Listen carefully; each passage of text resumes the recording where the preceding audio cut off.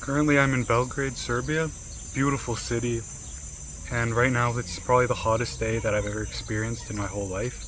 I think it's about 40 degrees plus a lot of humidity, but I'm super excited because tonight I'm going to Kosovo with a friend of mine that I used to work with, and I cannot wait. Tons of history there, beautiful place. So I think I got about a 5-hour ride ahead of me, I'm not too sure. So let's see what happens there.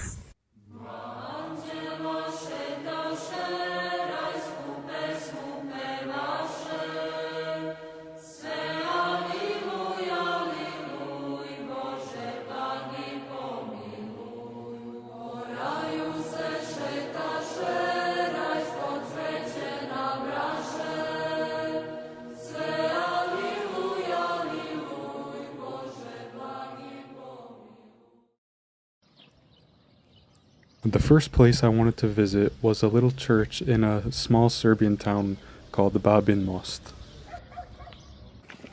The story begins with the Battle of Kosovo in 1389.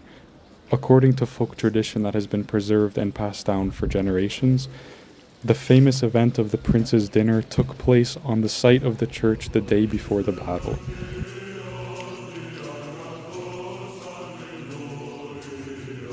As a monument to that event, a marble throne and a table stand today in the gate of the church.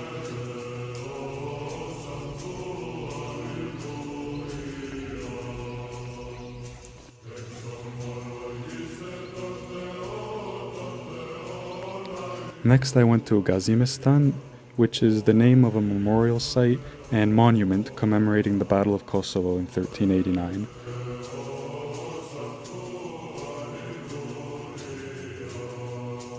It was built about 5 kilometers southeast of the actual battlefield, known as the Kosovo Field.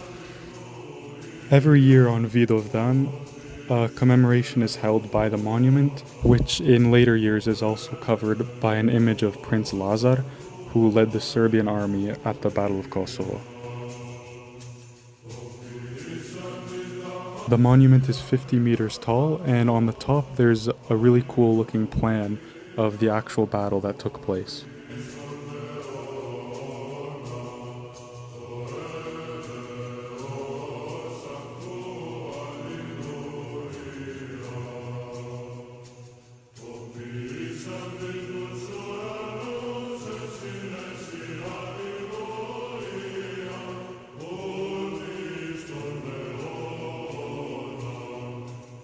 After visiting the monument, I went to one of the most famous monasteries in all of Kosovo. It was built by the Serbian king Stefan Milutin in 1321.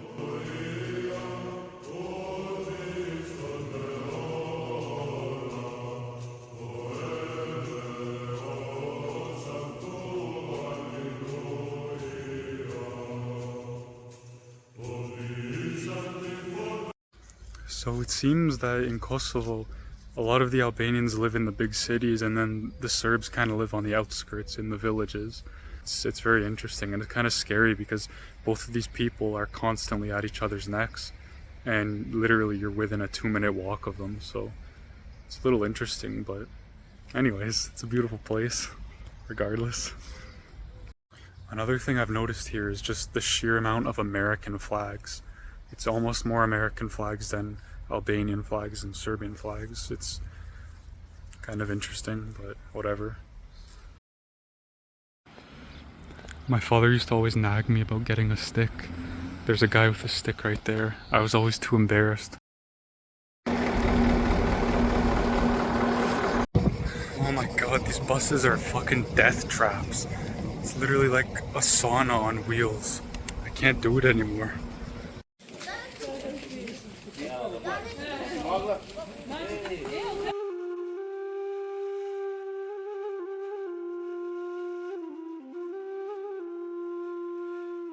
This church that I visited probably has the most interesting history for me. As you can see, it's been destroyed many times throughout history, and it's been rebuilt even more times.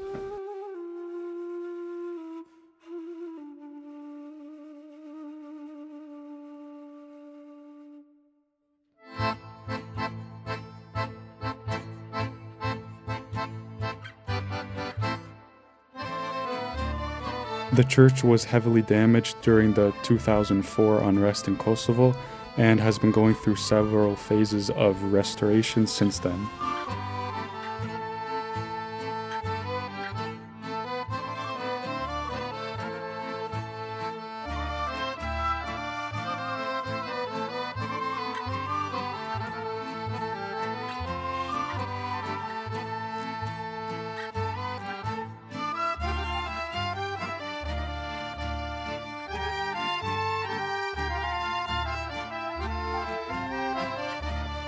The next day, I went to Visoki Dečani, which wound up being my favorite monastery.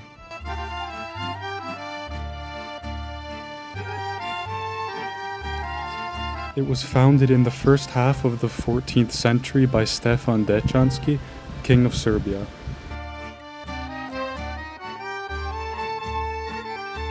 Unfortunately, this monastery is considered to be one of the most endangered European cultural heritage sites.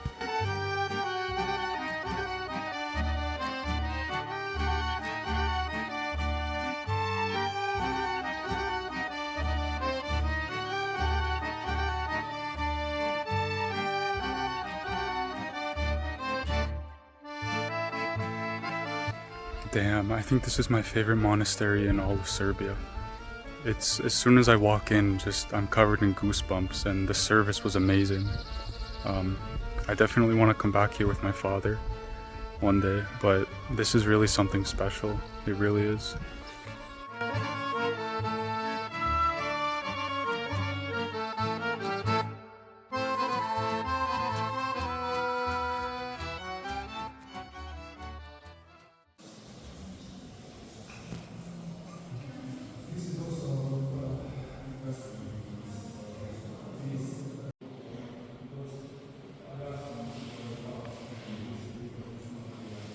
It's hard to describe how you feel when you're walking around this monastery.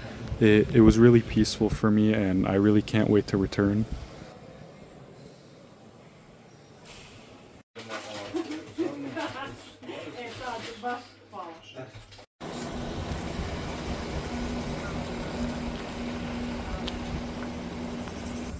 Got Albanians flipping us off as we entered this place. That's nice. The monastery church is very unique in Serbian medieval architecture, with 3 churches connected as one whole, with a total of 4 churches. It was built in the 13th century and it was expanded during the 14th century.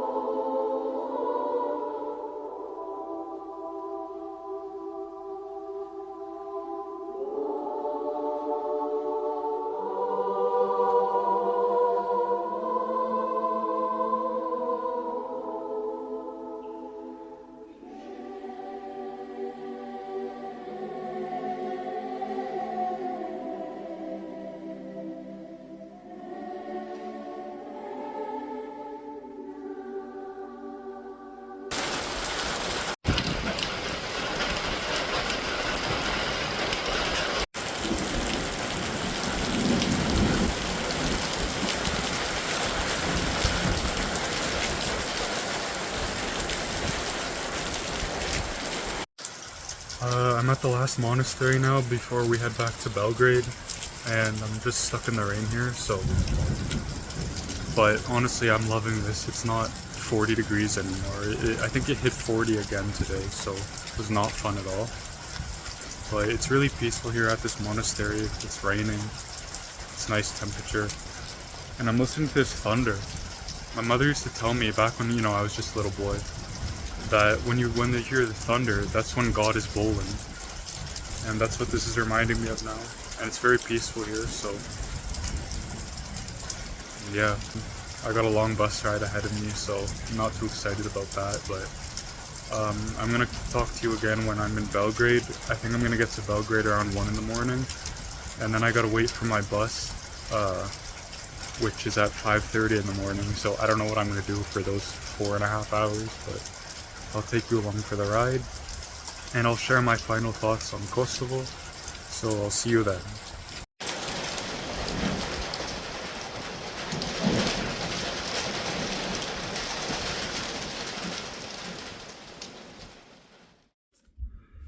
Well, I made it back to Belgrade. What an adventure that was. Great experience, great experience. Just wanted to share some things with you, though, that I saw there. And just to keep in mind, obviously I have a bias being Serbian, but I'm just going to tell you the things I saw with my own eyes, things that I thought were interesting and I wanted to share. Also, it's like 2:30 in the morning right now, and it's 30 degrees. I don't know how this is possible. But yeah, I'm really hot, really tired. I can't sleep on buses, so anyways, first thing I saw that was kind of shocking was there was a little Serbian church in Prizren, and there was a graveyard, and every single headstone was like demolished, as if someone went in there with a hammer or something. Like, it was just completely demolished. It was really sad to see that. There's also a lot of tension there.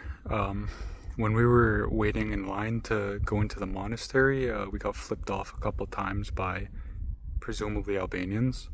But you can just sense the tension there in Kosovo. Like, everyone's face, it's just like they're ready to go at any minute. It's kind of scary.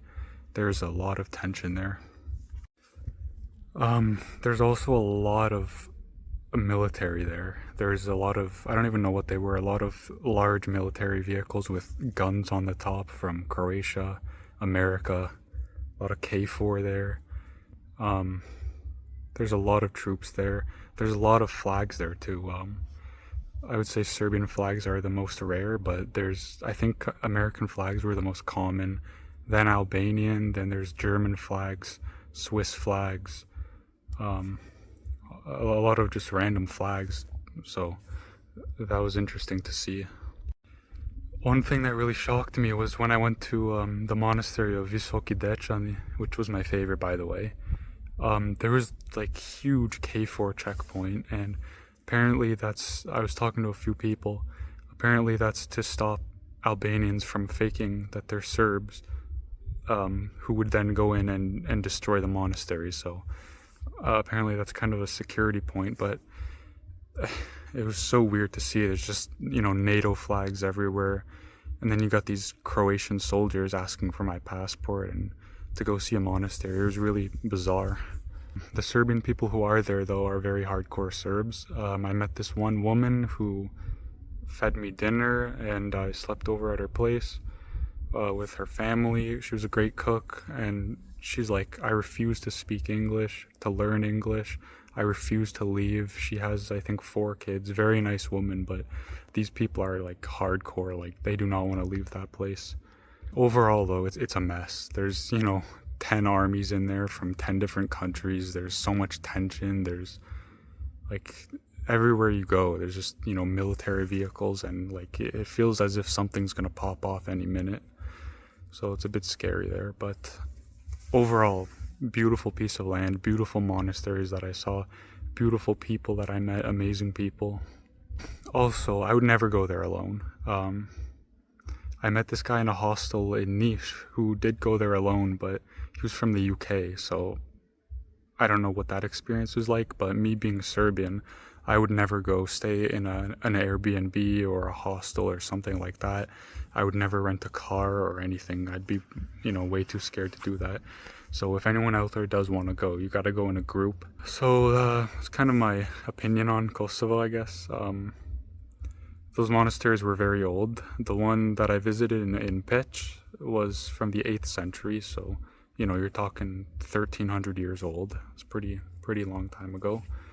A lot of history there, crazy history, but overall it's kind of a sad place to see the situation there. But I think I'll definitely be returning. Made for a good video, I think, and I'm really happy that I went. It was great for me to see. I learned a lot, met a lot of really nice people, and yeah, like I said, it's about 2:30 in the morning right now, and my bus is at 5:30 in the morning back to where I'm staying, so I guess I'm gonna walk around for a few hours or something. Yeah, but I hope you enjoyed this video. Stick around for the next one. Thanks, bye.